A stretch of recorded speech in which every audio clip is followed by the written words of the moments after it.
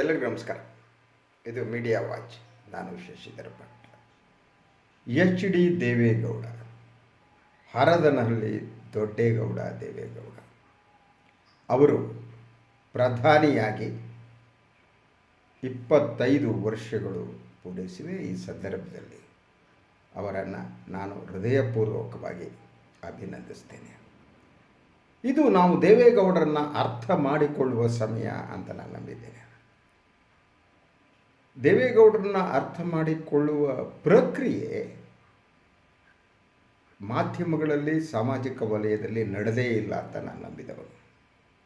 ಒಂದೆಡೆ ದೇವೇಗೌಡರನ್ನು ಮನಸ್ಸೋ ಇಚ್ಛೆ ಹೊಗಳುವ ಜನ ಇದ್ದರೆ, ಇನ್ನೊಂದೆಡೆ ಅವರನ್ನು ಟೀಕಿಸುವ, ಮೂದಲಿಸುವ ಜನ ಸಮುದಾಯ. ಅವರ ಬದುಕು ನಡೆದು ಬಂದಿದ್ದೇ ಇವೆರಡರ ನಡುವೆ. ಹಾಗಿದ್ದರೆ ದೇವೇಗೌಡ ಅವರ ಗುಣಾವಗುಣಗಳು ಯಾವುವು? ದೇವೇಗೌಡ ಒಬ್ಬ ಅದ್ಭುತ ರಾಜಕಾರಣಿ ಅನ್ನೋದು ಮೊದಲನೇ ವಿಷಯ. ಅವರ ನಿಷ್ಠೆಯನ್ನು, ಕರ್ನಾಟಕದ ಬಗೆಗಿನ ಅವರ ನಿಷ್ಠೆಯನ್ನು ಯಾರು ಕೂಡ ಪ್ರಶ್ನಿಸುವುದಕ್ಕೆ ಸಾಧ್ಯ ಇಲ್ಲ. ಅವರು ನೀರಾವರಿ ತಜ್ಞರು ಕೂಡ, ಅತ್ಯುತ್ತಮ ಆಡಳಿತಗಾರ. ಇದು ಅವರ ಪ್ಲಸ್ ಪಾಯಿಂಟ್ಗಳು. ಆದರೆ ದೇವೇಗೌಡರಿಗೆ ಅವಗುಣಗಳಿವೆ, ಎಲ್ಲ ಮನುಷ್ಯರಿಗೆ ಇರುವ ಹಾಗೆ. ನಾನು ಅವರನ್ನು ಮೊದಲು ನೋಡಿದ್ದು 1982ರ ಸಮಯದಲ್ಲಿ, ದೊಡ್ಡಹಳ್ಳಿ ಗೋಳಿಬಾರ್. ಆ ಸಮಯದಲ್ಲಿ ನಾನು ಪತ್ರಿಕೋದ್ಯಮಕ್ಕೆ ಬಂದಿದ್ದು, ಗುಂಡೂರಾವ್ ಸರ್ಕಾರ ಇದ್ದಂಥ ಸಂದರ್ಭದಲ್ಲಿ. ಆಗ ಅವರು ವಿಧಾನಸೌಧದ ಎದುರು ಉಪವಾಸ ಸತ್ಯಾಗ್ರಹ ನಡೆಸ್ತಾ ಇದ್ದರು. ಆ ಸಂದರ್ಭದಲ್ಲಿ ನಾನು ನೋಡಿದ್ದು. ಅದಾದಮೇಲೆ ಜನತಾ ಪರಿವಾರದ ರಾಜಕಾರಣವನ್ನು ನಾನು ತುಂಬ ಹತ್ತಿರದಿಂದ ಬಲ್ಲೆ. ನಾನು ಆಗ ಕನ್ನಡಪ್ರಭ ಪತ್ರಿಕೆಯಲ್ಲಿರುವ ಸಂದರ್ಭದಲ್ಲಂತೂ ನನ್ನ ಬೀಟ್ ಜನತಾದಳ ಆಗಿತ್ತು. ರಾಜಕೀಯ ವರದಿಗಾರಿಕೆ ನಾನು ಮಾಡ್ತಾ ಇದ್ದರಿಂದ ಮೂಲಭೂತವಾಗಿ ನನ್ನ ರಾಜಕೀಯ ವರದಿಗಾರ. ಆ ಕಾರಣಕ್ಕೆ ನಾನು ಜನತಾ ಪರಿವಾರದ ರಾಜಕಾರಣವನ್ನು ತುಂಬ ಹತ್ತಿರದಿಂದ ಬಂದೆ. ಹಾಗಿದ್ದರೆ ದೇವೇಗೌಡರು ಇರುವುದು ಹೇಗೆ, ಅವರನ್ನು ಅರ್ಥ ಮಾಡಿಕೊಳ್ಳೋದು ಹೇಗೆ? ನಾನು ಒಂದೆರಡು ಘಟನೆಗಳ ಮೂಲಕ ಅದನ್ನ ಹೇಳೋದಕ್ಕೆ ಯತ್ನ ಮಾಡ್ತೀನಿ. ಆದರೆ ಒಂದೇ ಎಪಿಸೋಡ್ನಲ್ಲಿ ಒಂದು ಅರ್ಧ ಗಂಟೆ ಅವಧಿಯಲ್ಲಿ ಎಲ್ಲವೂ ಹೇಳೋದಕ್ಕೆ ಸಾಧ್ಯ ಆಗಲ್ಲ. ಸಾಧ್ಯವಾದಷ್ಟು ಹೇಳೋಕ್ಕೆ ಪ್ರಯತ್ನ ಮಾಡ್ತೀನಿ. ಉಳಿದಿದ್ದಲ್ಲಿ ಇನ್ಯಾವುದೋ ಸಂದರ್ಭದಲ್ಲಿ ಹೇಳ್ಬೋದು. ದೇವೇಗೌಡರು ಹೆಗಡೆಯ ನಡುವೆ ತೀವ್ರ ರೂಪದ ರಾಜಕೀಯ ಭಿನ್ನಾಭಿಪ್ರಾಯಗಳಿದ್ದವು, ವ್ಯತ್ಯಾಸಗಳಿತ್ತು. ದೇವೇಗೌಡರ ಒಳಗೆ ನೋವು ಕೂಡ ಇತ್ತು. ಆಗ ಮಾಧ್ಯಮ ದೇವೇಗೌಡರ ಪರವಾಗಿರಲಿಲ್ಲ ಅನ್ನೋದು 100ಕ್ಕೆ 100ರಷ್ಟು ನಿಜ. ಅದು ಯಾಕೆ ಇರಲಿಲ್ಲ ಅನ್ನೋದನ್ನು ನಾವು ಚರ್ಚೆ ಮಾಡ್ಬೋದು. ಮಾಧ್ಯಮ ದೇವೇಗೌಡರ ಪರವಾಗಿ ಇರಲೇ ಇಲ್ಲ. ಮಾಧ್ಯಮ ಹೆಗಡೆಯವರ ಪರವಾಗಿತ್ತು. ಎಸ್ಪೆಷಲಿ ಇಂಗ್ಲೀಷ್ ಮಾಧ್ಯಮಗಳಿಗೆ ಹೆಗಡೆ ಅನ್ನೋದು ಇಷ್ಟ ಆಗ್ತಿತ್ತು. ಯಾವುದೋ ಹರದನಹಳ್ಳಿಯ ಮುದ್ದೆ ತಿನ್ನುವ ಈ ಗೌಡರು ಇಷ್ಟ ಆಗ್ತಿರಲಿಲ್ಲ. ಇದು ಮೊದಲನೇ ಮಾತು. ನಾನಾಗ ಕನ್ನಡಪ್ರಭ ಪತ್ರಿಕೆಯಲ್ಲಿದ್ದಾಗಿನ ಸಂದರ್ಭ. ಅದೊಂದು ದಿನ ದೇವೇಗೌಡರು ಪತ್ರಿಕಾಗೋಷ್ಠಿಯನ್ನು ಕರೆದಿದ್ದರು. ನಾನು ಮತ್ತು ಇಂಡಿಯನ್ ಎಕ್ಸ್ಪ್ರೆಸ್ಸಿಂದ ಚಕ್ರವರ್ತಿ, MN ಚಕ್ರವರ್ತಿ, ನಾವೆಲ್ಲ ನಚ್ಚಿ ಅಂತ ಕರೆದು ಇತ್ತೀಚೆಗೆ ತೀರ್ಕೊಂಡಿದ್ದಾರೆ. ಇಬ್ಬರು ಕೂಡ ಆ ಪತ್ರಿಕಾಗೋಷ್ಠಿಗೆ ಹೋಗಿದ್ರಿ. ದೇವೇಗೌಡರಿಗೆ ಎಕ್ಸ್ಪ್ರೆಸ್ ಗುಂಪಿನ ಮೇಲೆ ಸಿಟ್ಟಿತ್ತು. ಯಾಕಂದರೆ ಕನ್ನಡಪ್ರಭ ಮತ್ತು ಎಕ್ಸ್ಪ್ರೆಸ್ ಬಹುಮಟ್ಟಿಗೆ ಹೆಗಡೆಯನ್ನು ಬೆಂಬಲಿಸ್ತಿದ್ರು, ದೇವೇಗೌಡರನ್ನ ಬೆಂಬಲಿಸ್ತಿರಲಿಲ್ಲ. ಆ ಸಿಟ್ಟಿತ್ತು. ಪತ್ರಿಕಾಗೋಷ್ಠಿ ಪ್ರಾರಂಭ ಆಗೋ ಸಂದರ್ಭದಲ್ಲಿ ಗೌಡರು ನಮ್ಮತ್ತೆ ಹೀಗೆ ತಿರುಗಿ ನೋಡಿದರು. ಓಹೋ, ನೀವು ಕನ್ನಡಪ್ರಭ ವರದಿಗಾರರು. ಹಾಗೆಯೇ ನಚ್ಚಿ ಕಡೆ ತಿರುಗಿದ್ರು, ನೀವು ಇಂಡಿಯನ್ ಎಕ್ಸ್ಪ್ರೆಸ್ ವರದಿಗಾರರು, ಗೊತ್ತು ನನಗೆ ಅಂತ ಅಂದರು. ನಾನಾಗ ಯುವಕ, ನಮ್ಗೆ ಸಿಟ್ಟು ಸ್ವಲ್ಪ ಜಾಸ್ತಿ ಇತ್ತು. ಏನು ಗೊತ್ತು ಸಾರ್ ಅಂತೆ ನಾನು ಪತ್ರಿಕಾಗೋಷ್ಠಿ ಮಾತನಾಡಿದರೆ ಇಷ್ಟು ದೊಡ್ಡಕ್ಕಾಗ್ತೀರಿ, ಅದೇ ಗಡ್ಡದವನು ಮಾತಾಡಿದರೆ ಕೆಳಗಡೆ ಬಾಟಮ್ ಸ್ಪ್ರೆಡ್ ಎಷ್ಟು ಉದ್ದಕ್ಕೆ ಬರುತ್ತೆ. ಗಡ್ಡದವನು ಅಂದರೆ ಹೆಗಡೆಯವರು ಅಂದರು. ಅವರು ಮಾತು ಸುಳ್ಳಾಗಿರಲಿಲ್ಲ. ಹೆಗಡೆಗೆ ಸಿಕ್ಕ ಪ್ರಚಾರ ದೇವೇಗೌಡರು ಸಿಗ್ತಿರಲಿಲ್ಲ. ಮಾಧ್ಯಮ ದೇವೇಗೌಡರಿಗೆ ಅನ್ಯಾಯ ಮಾಡ್ತಾ ಇತ್ತು ಅನ್ನೋದ್ರಲ್ಲೂ ನನಗೆ ಯಾವುದೇ ಅನುಮಾನ ಇಲ್ಲ. ಆದ ತಕ್ಷಣ ನಾನು ಹೇಳಿದೆ, ನೋಡಿ ಗೌಡ್ರೆ, ಒಂದು ನಾವು ವರದಿಗಾರರು, ನಾವು ನಿಮ್ಮ ಪತ್ರಿಕಾಗೋಷ್ಠಿಗೆ ಬಂದು ವರದಿ ಮಾಡೋದಷ್ಟೇ ನಮ್ಮ ಕೆಲಸ. ಅದು ಹೇಗೆ ಬರುತ್ತೆ ಅನ್ನೋದು ನಮ್ಮ ಕೆಲಸ ಅಲ್ಲ. ನಾವು ಕೊಟ್ಟಿದ್ದು ಕೊಟ್ಟ ಹಾಗೆ ಬರುತ್ತೆ ಅಂತ ಹೇಳೋಕ್ಕೂ ಆಗಲ್ಲ. ಅದಕ್ಕೆ ಮುಖ್ಯ ವರದಿಗಾರರಿರ್ತಾರೆ, ಸಂಪಾದಕರಿರ್ತಾರೆ. ನಿಮಗೆ ನಮ್ಮ ಪತ್ರಿಕೆ ಮೇಲೆ ಏನಾದರೂ ಸಿಟ್ಟಿದ್ದರೆ, ನಾವು ಸರಿಯಾಗಿ ವರದಿ ಮಾಡಲ್ಲ ಅಂತ ತಮಗೆ ಅನಿಸಿದರೆ ತಾವು ಮುಖ್ಯ ವರದಿಗಾರರಿಗೆ ಹೇಳ್ಬೋದು. ಅದೂ ಇಲ್ಲ ಅಂತಂದರೆ ಸಂಪಾದಕರಿಗೆ ಹೇಳ್ಬೋದು, ಅದಿಲ್ಲ ಅಂದರೆ ಮ್ಯಾನೇಜ್ಮೆಂಟಿಗೆ ಹೇಳ್ಬೋದು. ಆದರೆ ಒಂದು ಸಂಸ್ಥೆಯನ್ನು ಪ್ರತಿನಿಧಿಸಿ ಬಂದಂಥ ನಮಗೆ ನೀವು ಗೊತ್ತು ಅಂತಂದರೆ ನಾವು ಕೂಡ ನೀವು ಗೊತ್ತು ಅಂತ ಹೇಳ್ಬೋದು. ಆವಾಗ ಜಗಳ ಆಗುತ್ತೆ. ಇದು ಒಂದು ಪತ್ರಿಕಾಗೋಷ್ಠಿಯಲ್ಲಿ ನಮಗೆ ಮಾಡ್ತಾ ಇರೋ ಅವಮಾನ ಅಂದ್ಕೊಂಡಿದ್ದೀನಿ ನಾನು ಒಂದೇ. ಗೌಡರು ಸುಮ್ಮನಾದರು. ಗೌಡರಲ್ಲಿ ತಪ್ಪು ಒಪ್ಪಿಕೊಳ್ಳುವ ಗುಣ ಕೂಡ ಇತ್ತು. ಆಯಿತು ಬಿಡು ಅಂತ ಅಂದರು. ಅವರಿಗೆ ನೋವಾಗಿದ್ದುದು ನಿಜ. ಆದರೆ ನಾವೇನು ಮಾಡೋ ಹಾಗಿರಲಿಲ್ಲ. ಕನ್ನಡಪ್ರಭ ಪತ್ರಿಕೆಯಲ್ಲಿ ಖಾದರಿ ಶಾಮಣ್ಣ ಸಂಪಾದಕರಾಗಿದ್ದರು. ಅವರು ಹೆಗಡೆ ಪರವಾಗಿದ್ದವರು. ನಾವು ಹೇಳುವ ಆಗಿರೋ ಹೊಟ್ಟೆಪಾಡಿಗೆ ಪತ್ರಿಕೋದ್ಯಮ ಬಂದುಬಿಟ್ಟು ಸ್ವಲ್ಪ ಕಮಿಟ್ಮೆಂಟ್ ಬದ್ಧತೆ ನಡುವೆ ಕೂಡ ಅದು ನಾವೇನು ಮಾಡೋ ಹಾಗಿರಲಿಲ್ಲ. ಅದನ್ನು ನಾನು ಬಂದು ಮತ್ತೆ ವಾಪಸ್ ಬಂದಮೇಲೆ ಖಾದರಿ ಶಾಮಣ್ಣವ್ರಿಗೆ ಹೇಳಿದ ನೆನಪು. ಅವರು ಅದನ್ನು ಗಂಭೀರವಾಗಿ ಪರಿಗಣಿಸಿರಲಿಲ್ಲ. ಇನ್ನೊಂದು ಘಟನೆಯನ್ನು ನೆನಪು ಮಾಡ್ಕೋಬೇಕು. ಅವರು ಪ್ರತ್ಯೇಕ ಪಕ್ಷ ಮಾಡಿದ ಸಂದರ್ಭ, ಜನತಾ ಗುಂಪಿನಿಂದ ಹೊರಗಡೆ ಬಂದಿದ್ದರು ದೇವೇಗೌಡರು. ಹೊರಗಡೆ ಬಂದವರು ಅವತ್ತು ಪತ್ರಿಕಾಗೋಷ್ಠಿ ಕರೆದಿದ್ದರು. ಅವ್ರ ಜೊತೆಗೆ ಡಾಕ್ಟರ್ ಸುಬ್ರಹ್ಮಣ್ಯ ಸ್ವಾಮಿ ಕೂಡ ಇದ್ದರು ಅಂತ ನೆನಪು ನನಗೆ. ಕರೆದವರು ಅವ್ರಿಗೆ ಆಗಲೂ ಕೂಡ ಮಾಧ್ಯಮದ ಮೇಲೆ ಸಿಟ್ಟಿತ್ತು. ಅದು ನಮ್ಮ ಹತ್ರ ಸಣ್ಣವ್ರ ಮೇಲೆ ಸಿಟ್ಟಿರಲಿಲ್ಲ. ಅವ್ರಿಗೆ ಖಾದರಿ ಶಾಮಣ್ಣ ಮೇಲೆ ಸಿಟ್ಟಿತ್ತು. ನಮ್ಮ ವಿ ಎನ್ ಸುಬ್ಬರಾವ್ ಅಂತ ಇಂಡಿಯನ್ ಎಕ್ಸ್‌ಪ್ರೆಸ್ಸಲ್ಲಿದ್ದರು, ಅವ್ರ ಮೇಲೆ ಸಿಟ್ಟಿತ್ತು. ಅವರು ತೀರ್ಕೊಂಡಿದ್ದಾರೆ, ಭಾಳ ವರ್ಷ ಆಯಿತು. ಅವ್ರ ಮೇಲೆ ಸಿಟ್ಟಿತ್ತು. ಸುಬ್ರಾಯರೇ ಅಂದರು ದೇವೇಗೌಡರು. ಸುಬ್ರಾಯರು ಅವ್ರು ಒಂಥರ ಡಿಫ್ರೆಂಟ್ ಕ್ಯಾರೆಕ್ಟರ್. ಅವರು ಯಾವುದನ್ನು ನೇರವಾಗಿ ಹೇಳಿದೆ ಅವ್ರು ಎಲ್ಲರ ಜೊತೆ ಚೆನ್ನಾಗಿರೋ ಹಾಗೆ ಇರ್ತಾಯಿದ್ರು. ಸೊ ಸುಬ್ರಾಯರೇ ಅಂದರು, ನೋಡಿ, ಕರ್ನಾಟಕದ ಜನರಿಗೆ ನೀರು ಕೊಡ್ತೀನಿ, ನೀರಾವರಿಗೆ 300 ಕೋಟಿ ರೂಪಾಯಿ ಮಾಡ್ತೀನಿ, ನೋಡಿ ನೀವೆಲ್ಲ ಹೆಗಡೆ ಪರವಾಗಿದ್ದವರು ಅಂತ ಅಲ್ಲೂ ಅವಮಾನವಾಗುವಂತೆ ಮಾಡಿದ್ರು. ಅದು ದೇವೇಗೌಡ ದೃಷ್ಟಿಯಲ್ಲಿ ಸರಿನಾ ತಪ್ಪ ಅನ್ನೋದು ಬೇರೆ. ಅವ್ರು ಹೇಳಿರುವ ವಿಚಾರ ಸುಳ್ಳಾಗಿರಲಿಲ್ಲ. ಆದರೆ ಓಪನ್ ಆದ ಒಂದು ಪತ್ರಿಕಾಗೋಷ್ಠಿಯಲ್ಲಿ ಈ ರೀತಿ ಮಾತನಾಡೋದಿದೆಯಲ್ಲ ಪತ್ರಿಕೋದ್ಯಮ, ಅದು ಸರಿಯಲ್ಲ ಅನ್ನೋದು ನನ್ನ ನಂಬಿಕೆ ಆಗ್ತು ಆ ಕಾಲಘಟ್ಟದಲ್ಲಿ. ಈಗ ನಿಂತು ನೋಡಿದರೆ ಹಂಗೆ ಹೇಳಿಸ್ಕೊಳ್ಳೋದಕ್ಕೆ ಕೆಲವೊಮ್ಮೆ ನಾವು ಯೋಗ್ಯರಾಗಿದ್ದೀವಿ ಅಂತಲೂ ಕೂಡ ನನಗೆ ಅನಿಸೋದಿದೆ. ಯಾಕಂದರೆ ಪಾರ್ಟಿಸಾನ್ ಆದ ಮಾಧ್ಯಮ, ಅದು ಈ ಸಮಸ್ಯೆ ಕೂಡ ಇದು. ಒಂದು ಪತ್ರಿಕೆಗೆ ಒಂದು ನೀತಿ ಅನ್ನೋದಿರುತ್ತೆ. ಒಂದು ಪತ್ರಿಕೆ ಒಂದು ಪಕ್ಷವನ್ನು, ಒಂದು ಸಿದ್ಧಾಂತವನ್ನು, ಒಂದು ತತ್ವವನ್ನು ಏನೇನೋ ಬೆಂಬಲಿಸ್ತಾ ಇರ್ತವೆ, ಇದೆಲ್ಲ ಆಗ್ತಾ ಹೋಗ್ತವೆ. ಸೊ ಹಾಗಂದರೂ ಅವತ್ತಿನ ಪತ್ರಿಕಾಗೋಷ್ಠಿ ಮುಗೀತು. ದೇವೇಗೌಡರು ಇದೇ ವಿಚಾರವನ್ನು ನೀರಾವರಿಗೆ 300 ಕೋಟಿ ಕೊಟ್ಟಿಲ್ಲ ಅನ್ನುವ ವಿಚಾರ ಇಟ್ಕೊಂಡು ಎಲೆಕ್ಷನ್ನಲ್ಲಿ ಫೈಟ್ ಮಾಡಿದ್ರು. ಫೈಟ್ ಮಾಡಿದರೆ ಅವ್ರ ಪಾರ್ಟಿ ಬಂದಿದ್ದು 2 ಸೀಟ್ಗಳು. ಇದಾದಮೇಲೆ ಕೆಲವು ದಿನ ಎಲ್ಲೂ ಇರಲಿಲ್ಲ. ನಂತರ ಅದಾದಮೇಲೆ ದೇವೇಗೌಡರನ್ನ ಪತ್ರಿಕಾಗೋಷ್ಠಿ ಕರೆದು, ಆವಾಗ ಶಿವಾನಂದ ಸ್ಟೋರ್ಸ್ ಹತ್ರ ಅವ್ರ ಮನೆ ಇತ್ತು, ಆ ಮೂಲೆಯಲ್ಲಿ. ಅವತ್ತು ಆ ಪತ್ರಿಕಾಗೋಷ್ಠಿ ನಾನು ಹೋಗಿದ್ದೆ. ಬೆಳಗ್ಗೆ 9 ಗಂಟೆಗೆ ಬರಬೇಕು, ಉಪಹಾರ ಇದೆ ಅನ್ನೋ ಸೂಚನೆ ಇತ್ತು. ಸೊ ಕೇಸರಿ ಬಾತು, ವಡ ಎಲ್ಲ ಮಾಡಿಸಿದ್ರು ದೇವೇಗೌಡರು. ಭಾಳ ದಿವಸದ ನಂತರ ಕರೆದ ಪತ್ರಿಕಾಗೋಷ್ಠಿ. ಆ ಪತ್ರಿಕಾಗೋಷ್ಠಿಗೆ ನಾನು ಹೋಗಿದ್ದೆ. ಹೋದಂಥ ಸಂದರ್ಭದಲ್ಲಿ ದೇವೇಗೌಡರು ಭಾಳ ಸೋಲಿನಿಂದ ಸ್ವಲ್ಪ ವಿಚಲಿತರಾಗಿದ್ದರು. ಆಗ ವಿಚಲಿತರಾದರೂ ತೋರಿಸ್ಕೊಳ್ಳುವ ಗುಣಧರ್ಮ ಇಲ್ಲ ಅವ್ರದ್ದು. ಇದ್ದರು. ಪತ್ರಿಕಾಗೋಷ್ಠಿ ಪ್ರಾರಂಭ ಆಯಿತು. ಡಾಕ್ಟರ್ ಸುಬ್ರಹ್ಮಣ್ಯ ಸ್ವಾಮಿ ಕೂಡ ಇದ್ದರು. ನನ್ನ ಮಾತನ್ನ ಸ್ವಲ್ಪ ವ್ಯಂಗ್ಯ ಜಾಸ್ತಿ ಇರ್ತಾಯಿತ್ತು.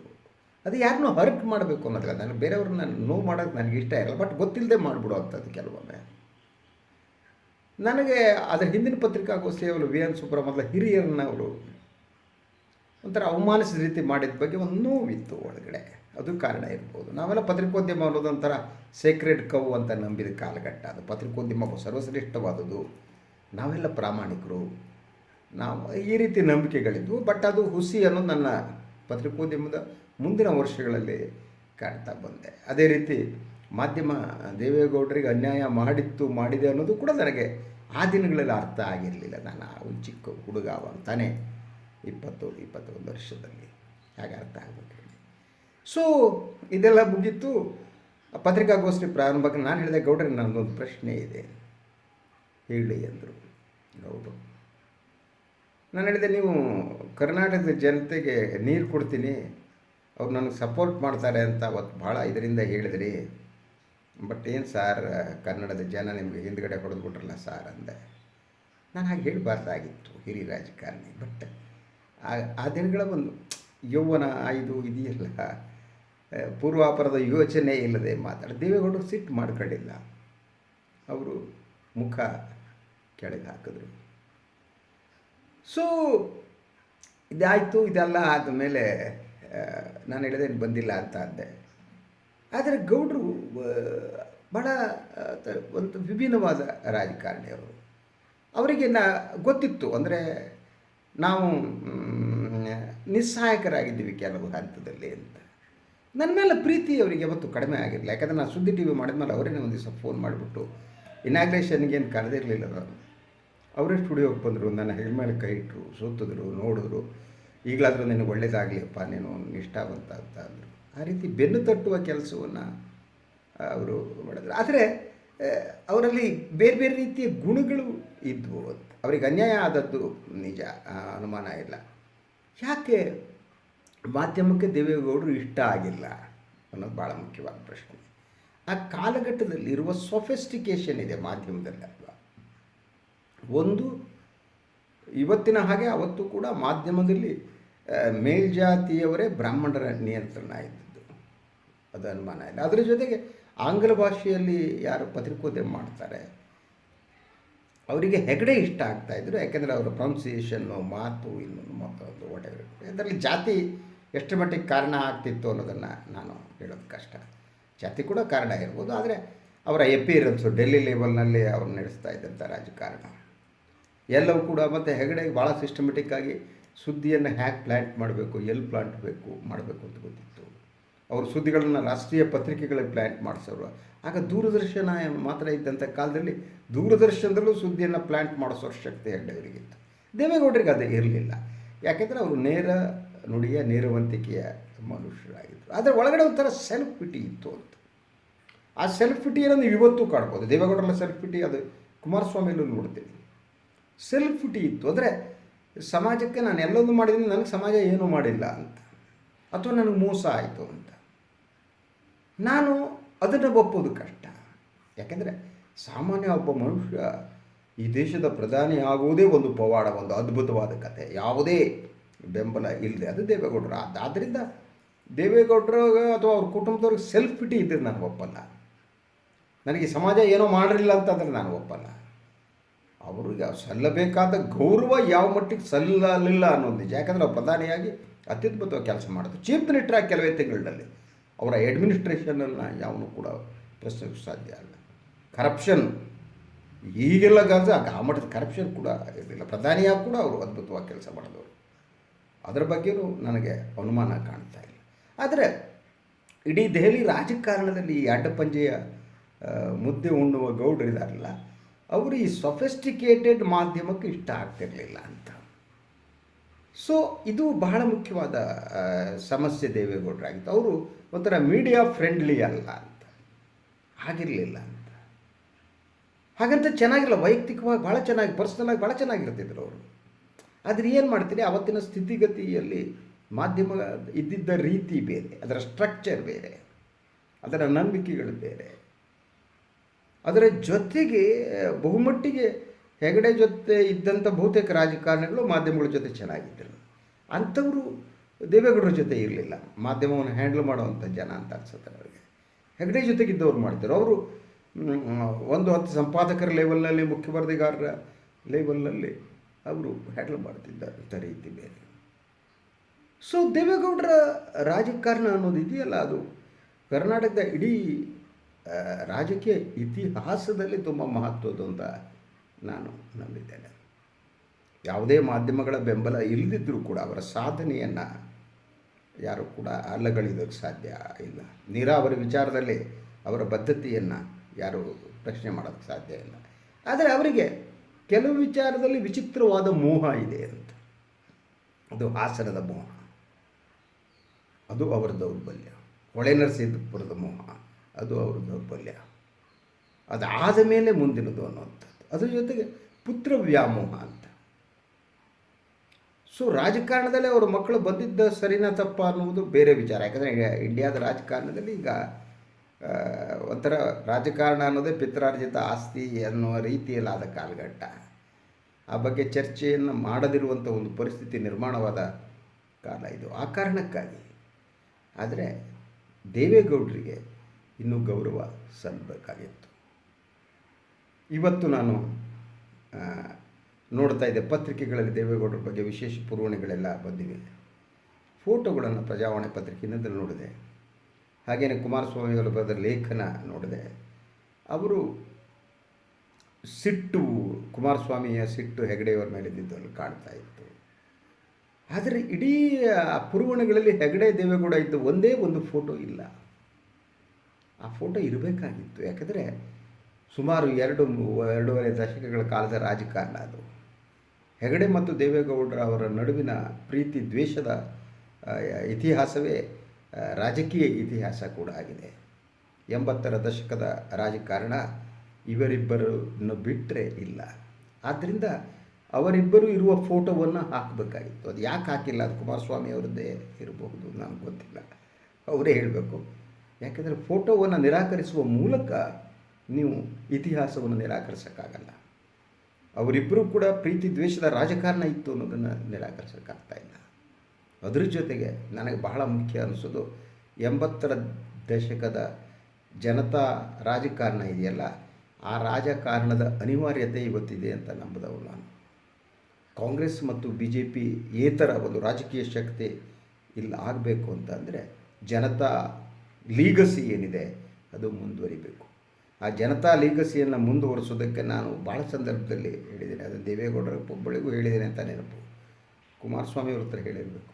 ಅಟ್ಲೀಸ್ಟ್ ನಿಮ್ಮ ಜಾತ್ಯತೀತ ಜನತಾದಳದ ಆಫೀಸ್ನಲ್ಲಿ ಹೆಗ್ಡೆಯವರ ಫೋಟೋ, ಬೊಮ್ಮಾಯಿಯವರ ಫೋಟೋ, ಪಟೇಲ್ರ ಫೋಟೋ, ನಜೀರ್ ಸಾಬರ ಫೋಟೋ ಹಾಕಿ ಆ ಲೀಗಸಿಯನ್ನು ಮುಂದುವರಿಸಿ ಅಂತ. ಆದರೆ ಅವರು ಮುಂದುವರಿಸ್ತಾ ಇಲ್ಲ. ಯಾಕೆಂದರೆ ದೇವೇಗೌಡರ ಗುಣವೇ ಕುಮಾರಸ್ವಾಮಿಯವರ ಗುಣ ಆಗಿದೆ. ಅವರಿಬ್ಬರ ಗುಣ ಅಂದರೆ ಅವರು ಯಾವತ್ತೂ ಕೂಡ ದ್ವೇಷವನ್ನು, ತಮ್ಮ ಸಿಟ್ಟನ್ನು ಮರೆಯೋದಿಲ್ಲ. ಪ್ರೀತಿಯನ್ನು ಮರೆತಾರೋ ನೋವನ್ನು ಮರೆಯಲ್ಲ.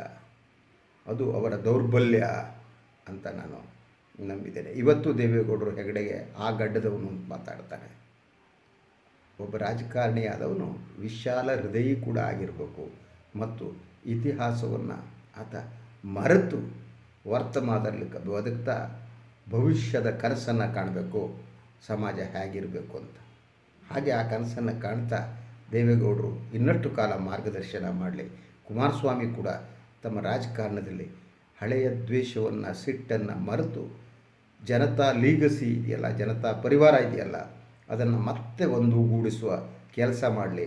ಅದೇ ಅವರು ಕರ್ನಾಟಕ ಕೊಡುವ ಅತಿ ದೊಡ್ಡ ಕೊಡುಗೆ ಆಗುತ್ತೆ ಅಂತ ಹೇಳ್ತಾ ದೇವೇಗೌಡರಿಗೆ ಮತ್ತೊಮ್ಮೆ ಹೃದಯಪೂರ್ವಕವಾಗಿ ಅಭಿನಂದನೆ ಸಲ್ಲಿಸ್ತೀನಿ. ನಮಸ್ಕಾರ.